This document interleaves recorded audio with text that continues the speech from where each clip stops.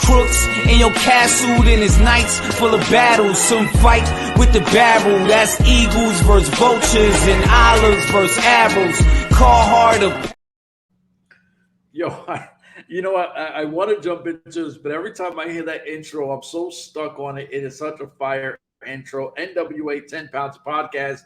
Listen, Bill Vink is on a little getaway, so y'all stuck with me as the backup host, kind of like the backup quarterback.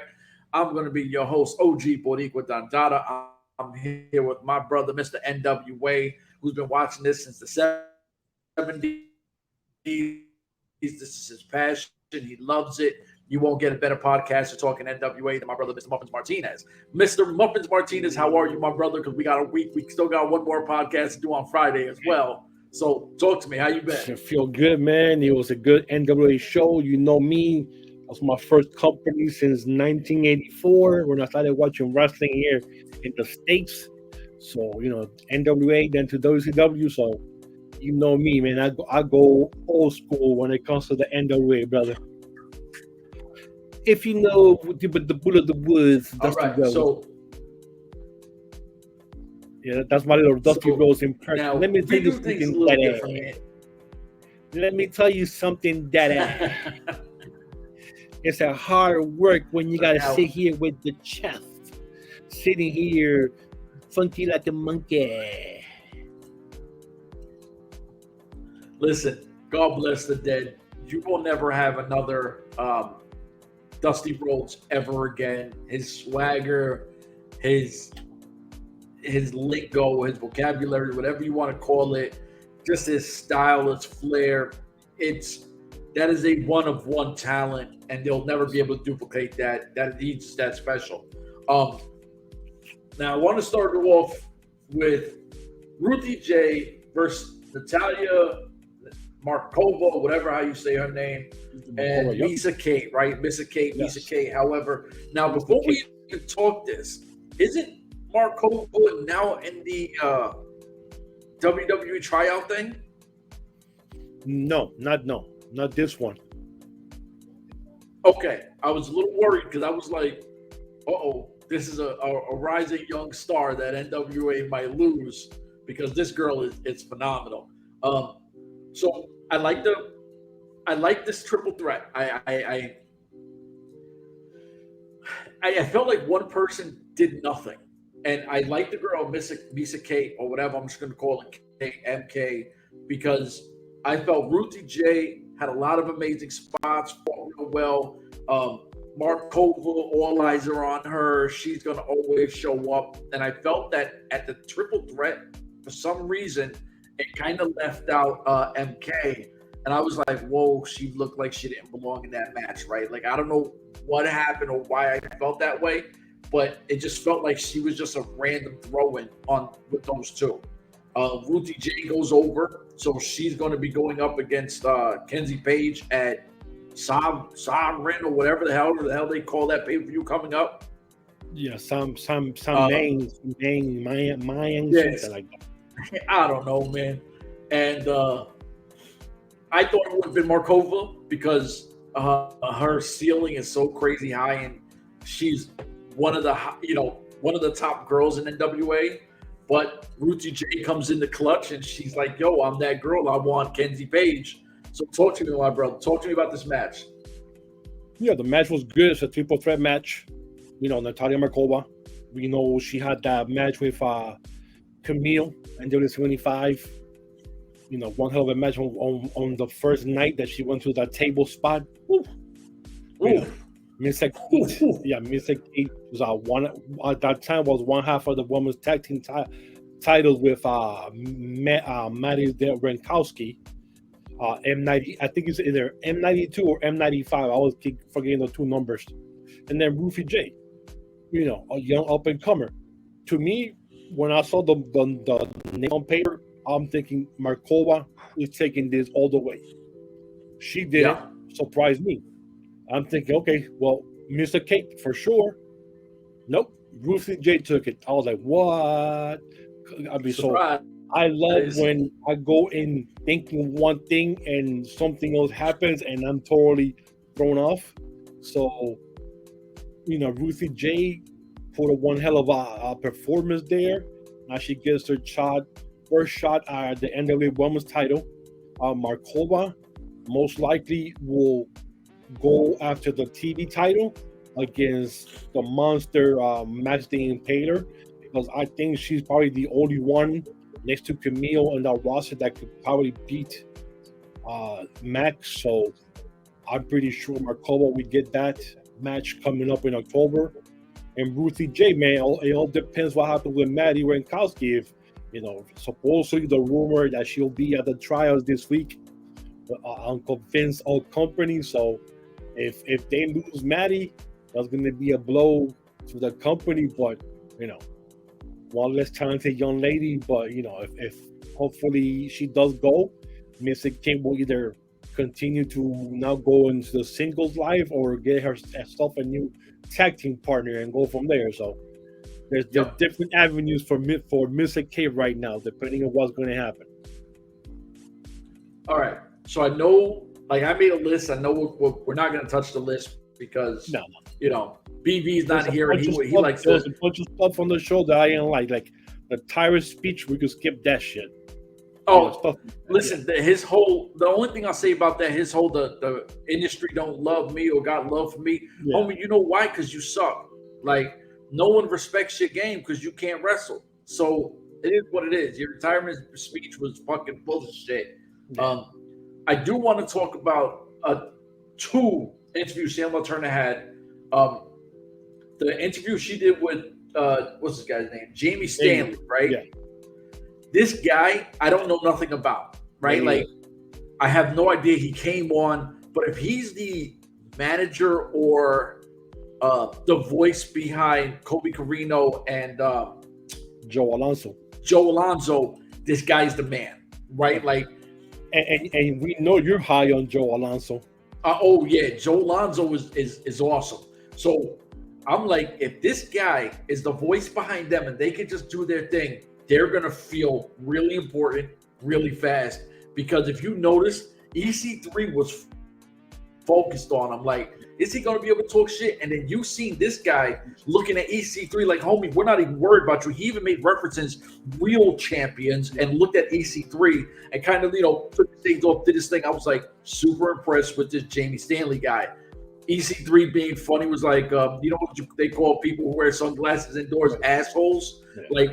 Typical EC3, I enjoyed it. But when I watched this, Jamie Stanley was the one who stood out. And I'm surprised because I'm a big EC3 guy. And this kid stole the show at that point. What's your take on that real quick? Yeah, I mean, I don't know much about Jamie Stanley either. I know he's a good talker.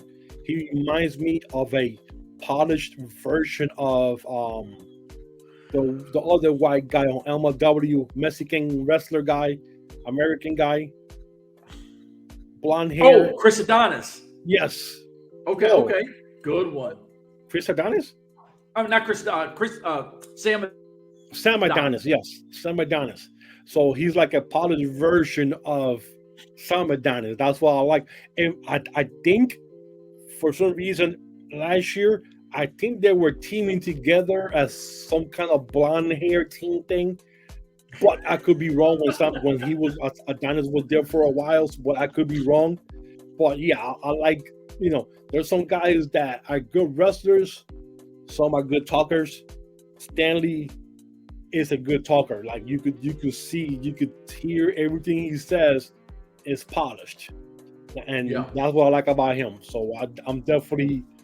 If he's a wrestler, I would love to see more wrestling, but I don't remember if he is or not, but definitely a talker for sure. Yeah, and like I said, that pairing with those 2 guys, their ceiling is going to be stupid high. Zion versus Double Barrel Boz. Yeah. Now, I don't know much about Double Barrel Boz, and Zion, to me, it's hard for me to like this guy, and he is talented. I watch his in-ring. He's a really good wrestler. But he just feels like you're super generic when you're building a character in WWE, whatever. And I'm like, this guy's mask sucks. His outfit is just boring as shit. Please give this guy something. he's the second version of Cyan. The first version of Cyan was the original guy who they kept saying it was Idol's son, and then this guy came out on NWA or before one of the other pay-per-views and kind of shocked them when Adonis went with him and dumped the other Cyan. So now I think the thing that's gonna happen is gonna be in the future like a Cyan versus Cyan thing, like like back in the day when they had the Black Scorpion, and then the against the Patriot, and he had the Scud missile, and then they had the Patriot missile. Something like that's gonna happen. But yeah, these guys, they're good wrestlers, good mad wrestlers, but it was generic because, like you said, it's just there's nothing that stands out about them. No. So, yeah. But I mean, he had a good match. I liked the match. Yeah, he did. I mean, that's that bullet guy. He showed out, but he showed out, and I'm like, all right, cool. Like, do I want to see more? And hopefully we get some kind of promo work from him or something. We need a little bit more flavor out of him for me to be really engaged with him. Austin Idol is the talker of the group. He's the manager. But once again, it's like the Raven effect with the calling. You have somebody that's supposed to be there to be your manager, but is not there. He wasn't there for and it hurts and the taping, so you won't see Idol unless they put him on some backstage segment or something other than on the matches or nothing like that. So, all right. I really don't care about the Sam Leterna interview with Violent J, right? Like, I just like him because it's ICP, Inside Clan Posse, whoop whoop, and that whole thing back in the days with Vampiro. They were wrestlers that actually, I guess, what you would consider like a rock rap or something like that, like rap rock or something like. Well, they were the first ones that came out with a violent rap. It was like that very dark Halloween. We're gonna gut you, we're gonna do all this stuff, and they were very graphic in their music. And then black hip hop say we want to try the same thing. Now here comes the Grave Diggers, here comes some of the other groups, and that fell flat quick. That didn't even last.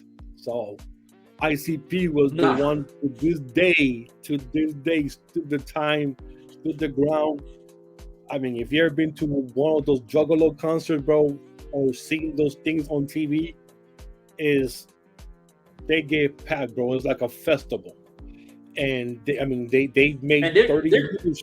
They're good wrestlers too. When they used to wrestle in WCW and then WWE days, those are the two guys people were going like, wow, if these guys were really serious about this, they could be champions, But the music, the music always comes first. 30 years later, they're still going out there making new music. They got talent. They got the Juggalo concerts, summer. And like I said, bro, if you go to one of those things, is whatever you've seen before or you heard, you haven't seen or heard until you're actually there in person for like a 3-day festival. Those things, bro. we be getting there like this, and we be leaving maked up and everything, bro. Listen, Violent J, NWA, it is what it is. This to me was like a Sam Leterna show. Every time you turned around, Sam Leterna was interviewing somebody, right? Like it was full of interviews, and she did one with Maddie and Mims. Now Mims, I'm high on. I like Mims a lot. Your boy Mims. Yes, sir. I really like what I see out of Mims, and he kept it short and sweet. Cool. Maddie, I thought, was very good on how she kind of delivered the, I heard that Camille doesn't even want to wrestle no more. I'm going to take my opportunity. I'm going to do this and I'm going to do that. Now, we don't know. Like I said, we kind of heard and we seen Camille kind of said, I've done everything here. What's next? If she puts over Maddie, who's another young superstar in the making, you have Maddie, you have Kenzie Page, you have Natalia Markova, Mr. J, whatever, Miss K. You got so many girls in that NWA where you could say WWE obviously has the best talent in the world, and they do. But that doesn't mean they produce their women great, even though they're stacked, right?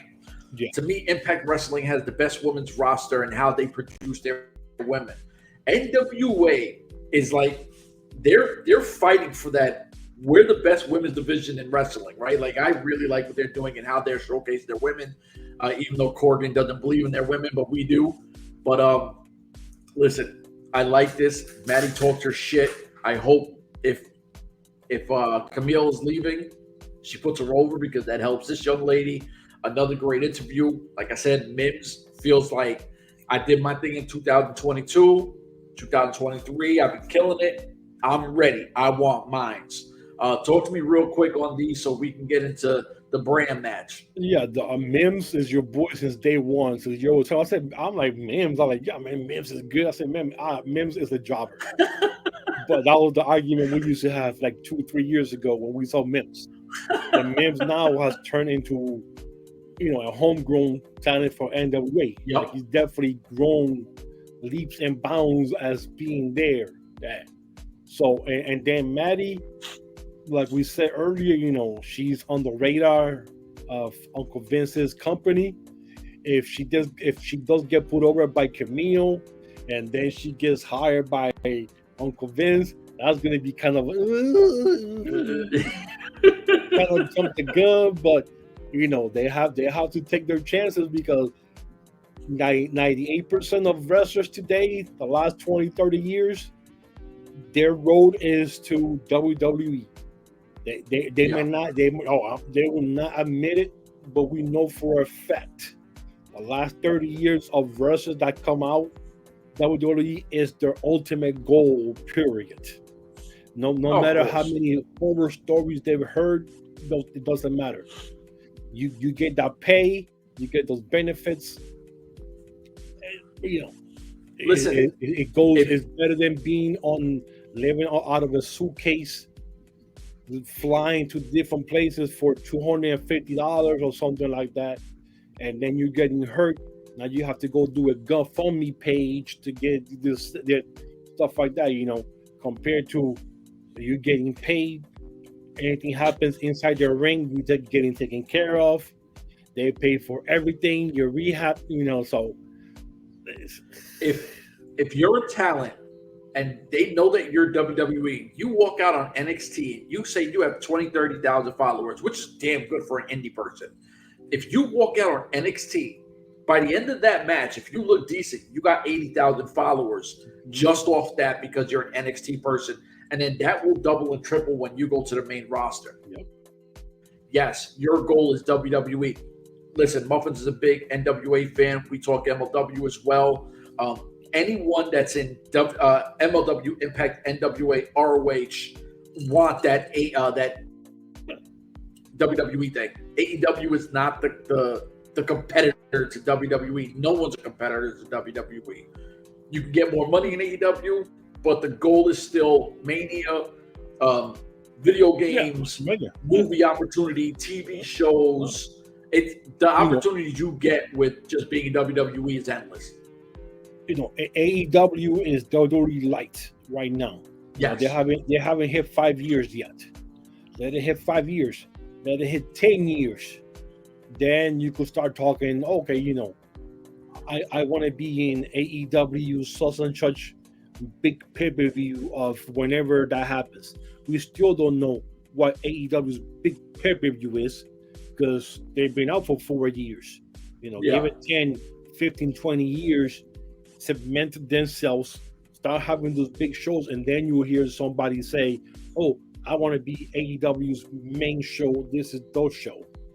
Right now, everybody wants that WrestleMania moment, that SummerSlam moment, because right now, and that Royal Rumble moment. It starts with Royal Rumble, goes to WrestleMania, and finishes with SummerSlam. Those are the three biggest pay-per-view in the world. No one will ever touch WWE when it comes to those three. No. It's called the WrestleMania weekend for a reason. Oh yeah. Companies started getting smarter and saying shit. Everybody from different countries are coming to this state or this city. They're making this much money. Let's start running some shows before the Saturday or back in those days before Sunday. Because of, it was always on Sundays. Then COVID hit. Now it's a 2-day extravaganza for WrestleMania. WWE will never go back to WrestleMania. Will never go back to 1 day ever again.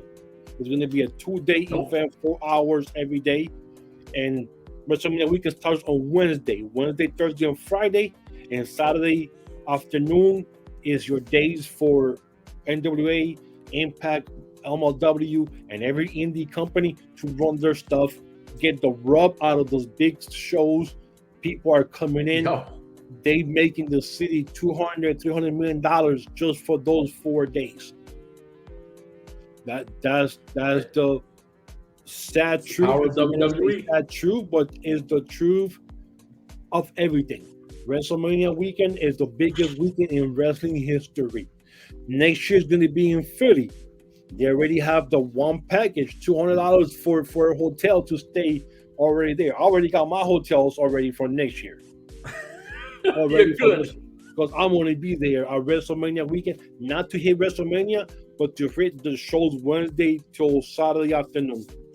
I don't care about WrestleMania stuff. I want to see everybody else and support everybody else and get my pictures and get my 8x10 signed and hopefully check out of the bucket list names out of my list. Absolutely. Listen, we talked WrestleMania somehow in NWA. Yeah, you see when you guys make fun of me when you start me with one thing and then I go to something else that has nothing to do with NWA whatsoever. This is what happens when I get stuck. Listen, BB's gonna go ape shit when he sees this shit. He's gonna be like, "You two are not allowed to do this without me no more." And especially Rob K. He's like, "Yeah, you gave him the ammunition, and he took it all the shots where they were going." So we're gonna go. It's hard for me to call Thomas Latimer, right? Like to me, he's Bram. It's the big homie Bram. You know what I mean? Bram versus Rush Freeman and my cousin Rolando, because he's no longer Rolando Freeman since Muffins wants to say that me and him look the same and we are who we are. So that's my cousin Rolando. Now I'm surprised on this one for multiple reasons. I thought Bram was going to come in and just annihilate this guy, but he put some offense in, right? Like Rush Freeman had a quick offensive set, and then Bram had a crossface that I've never seen utilize that even less like even 3 minutes, I don't think. I mean, he got a few hits in. He didn't get absolutely just steamrolled. Maybe not, but yeah. Yeah, I don't want to call it a squash because that's not cool for, Rush Freeman and my cousin. But listen, Bram walked in, absolutely dominated him, hit him with the cross, made him tap out. I was surprised to see Bram use submission moves because I've seen this brother for years, face to face, watching his shit. You didn't really see him throw submission moves out there. I don't know if this is an NWA thing. He's more of the powerhouse guy. To actually throw this into his arsenal, I think is really, really cool. And I hope he uses more of these kind of things. But Bram annihilates this guy on the match prior to going against EC3 for the 10 pounds of gold. Yeah, I mean, I don't know why, the spectacular broke up, but, hopefully Rush Freeman doesn't get stuck in between becoming a jobber and maybe hopefully get another tag team partner in the future and continue. I mean, because he is a good talent.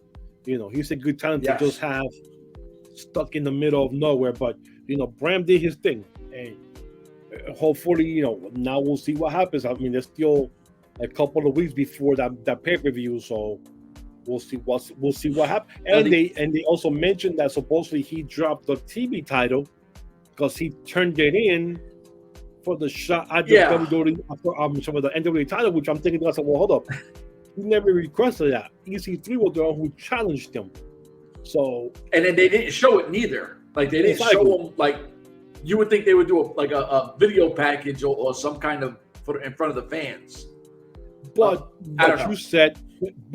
what you said could still happen where I lost to the champion, but I never get my TV title. I want my title back.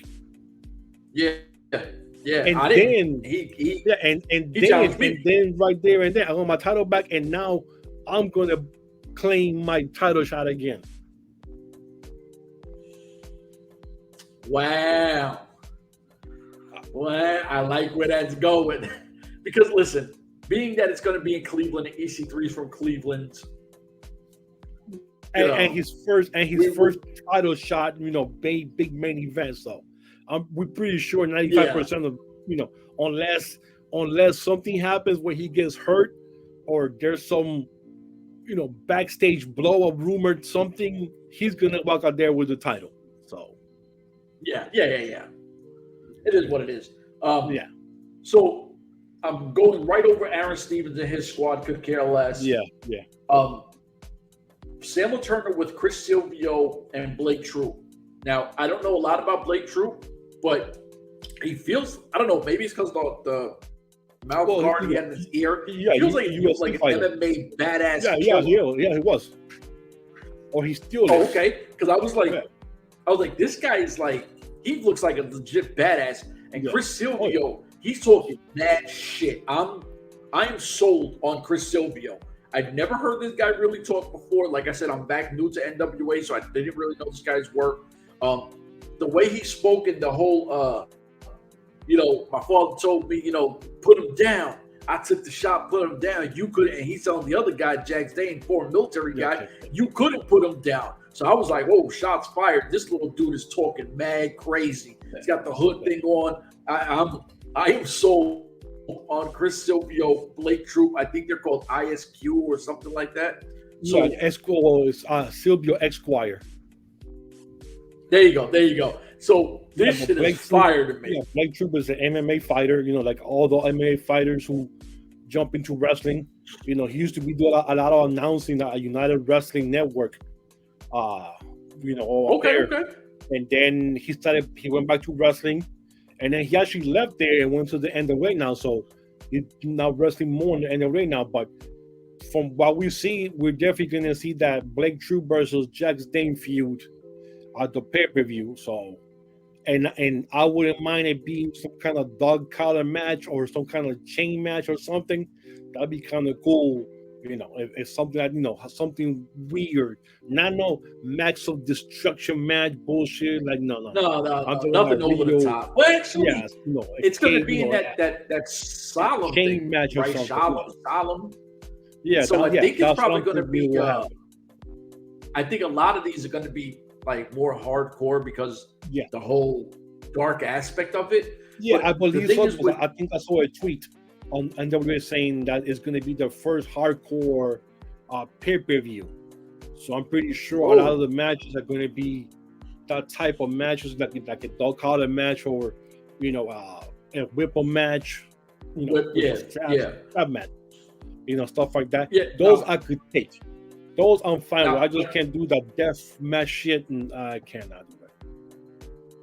Now, the cool part is that Jack Dane is a big dude. Pause. Yeah. I would love to see if he could physically dominate somebody like Jack Dane. A lot of power moves, like power bombs, jackknives. Like, I would love to see a Blake Troop because he looks like he can easily do it. But I would like to see it done and make him look like a legit badass versus a badass. So I like I said, I like this pairing. I think these guys are going to be, and I think they're called Savage or some shit. Like they're called the Iron Savages. Yeah, it just sounds nuts. So I'm all for this group. I want to see more NWA. It's like, I don't know if speaking to people, if you've ever went fishing and you throw your thing out there and you feel that nibble, right? When you get that hit and you snap it up and you say, hold the head up and you pull that joint out, NWA did that to me. I was just a little fish going down the thing and boom, they hook, line, and sinkered me. NWA has been great since 75. Yeah. La Rebellion versus Magic Inc. Now, Magic Inc. Now, when you said this girl was hot, I didn't really pay attention to who the girl was outside the ring, right? The hottest women in NWA. Our friend. Now, I did not pay attention last week when we did the podcast. I'm like, yeah, she's that beautiful girl. No surprise, right? Then I looked and I was like, wait a minute. That hot girl is none other than Christi Jaynes, right? Like, duh. So I'm like, okay, I like the magic tricks from these guys. It's kind of funny. I'm not going to lie to you. You know, I don't like goofy shit, but I like this thing. I like when he put the cards up and then just kind of threw it up and then boom, right into the neck. I thought that shit was hilarious because I looked up too when he threw the card. I looked up and he thrusted him right in the throat. I missed it because I went like this. I looked up, like, I don't know why. Retarded, right? I looked up watching too. the screen. You don't need to put your head up. You're watching it, and I kind of did and he fell back, and I had to like take my finger and move back. I'm like, wait, what just happened here? And he caught him off guard, and I was like, oh shit, that was hilarious. I fell for that one too, man. I would have got my ass kicked right there because I would have been down on the ground. I'm quick. I'm clapping. I'm great. Good. I'm done. I mean, I enjoyed it. La Rebellion, we're big fans of, right? Like, we like these guys. We openly admitted to liking these guys. Vampiro's an absolute legend. We've been watching this guy since WCW. It's super dope that we don't really see him in the ring much, which I like. You know, he's just the face of it. He came back to the States because he was always in Mexico. So that was kind of a surprise for the NWA. Oh yeah. This was a big thing. So watching him go, then the Insane Clown Posse gets involved. I don't know who the clown guy who kind of disrupted him. I don't know who he is that disrupted him. Of Fun Destruction. Yeah, but this guy, he's not a wrestler, right? He's just some goofy guy. Well, no, the just Valiant J, and then the two clowns are the wrestlers. Oh, even the guy who had like the green thing in his hand or whatever he was doing. Yeah. The clowns, the Bobo, and I forgot the other guy's name. Yeah, they're the clowns of Fun. Yeah, the Brothers of Fun Destruction, like the Brothers of Destruction, Fun Destruction. I was like, yo, this guy looks like a straight up clown you see in the circus, and he felt like a clown, so I didn't really think he was a wrestler. I was like, this guy is hilarious. They can wrestle their asses off too. That's the funny part. So, like, one of them actually wears one of them actually wears those big clown shoes still in the ring, and he can move with the stuff on like no problems. I'm like, damn, man, how can he do that shit? How did you trip up? You know, like that's why I'm surprised. But yeah, they wrestle their asses off though. So Magic 8 gets the win because ICP gets involved, and it's obviously setting up what we know going forward. You know, ICP versus La Rebellion. They do a pie in his face. You know, obviously, Violent J did. He said, I get pie in my face all the time, but you disrespected me. You're supposed to be my man, blah, blah, blah. Yep. So now we're going to get more of this, which I think those two groups are going to kill it because both guys are going to go, well, both squads are going to go all out to take each other out. But Magic King gets a big-time win on former tag team champions. So this got to project them going forward into, I want a shot. Yeah. Well, the thing that I didn't like about this too was two different things. One of the who was it?